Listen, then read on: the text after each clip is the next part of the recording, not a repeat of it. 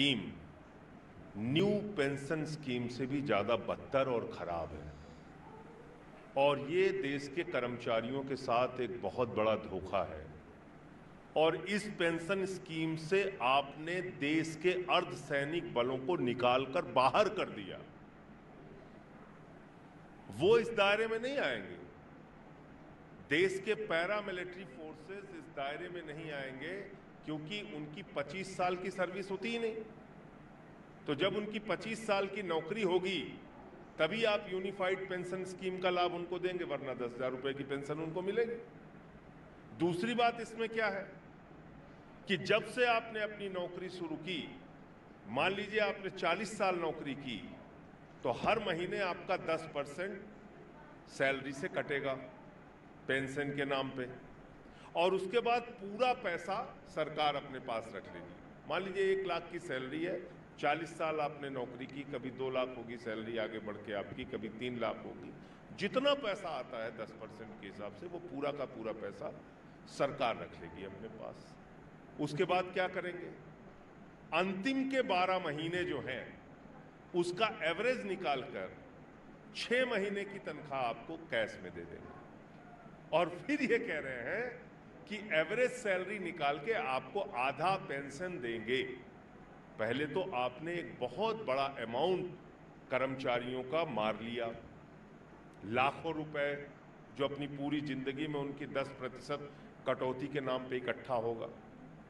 दूसरी चीज, आपने इससे अर्धसैनिक बलों को बाहर कर दिया बड़ी संख्या में। आपने इसमें कह दिया 25 साल की जब न्यूनतम आपकी सर्विस होगी, 20 साल से बढ़ा के उसको 25 साल कर दिया कि न्यूनतम सर्विस जब आपकी 25 साल की होगी तभी आप इस यूनिफाइड पेंशन स्कीम के दायरे में आएंगे। तो कुल मिलाकर ये एनपीएस से भी ज्यादा बदतर यूपीएस आया है और देश के कर्मचारियों के साथ एक बहुत बड़ा धोखा मोदी सरकार ने किया है, जिसको इस देश के कर्मचारी समझते हैं और इसका जवाब वो देंगे। आप लोग अभी भी ये मांग कर रहे हैं कि ओपीएस बहाल किया जाए। भाई, पुरानी पेंशन स्कीम बहाल करने में आपको क्या समस्या है? आप ओपीएस बहाल कीजिए और उसमें जो सर्विस का टाइम पीरियड है पेंशन के लिए वो 20 साल है, वो 20 साल रखिए आप। आपने बढ़ा के 25 साल कर दिया, पैरामिलिट्री फोर्सेस तो बाहर हो जाएंगे ना इससे।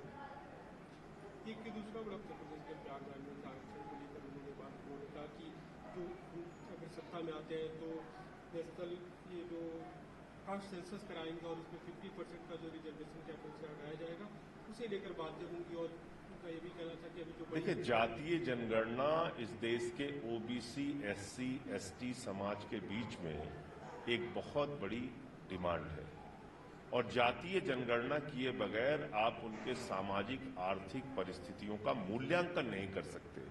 तो इसलिए जातीय जनगणना होनी चाहिए। आपने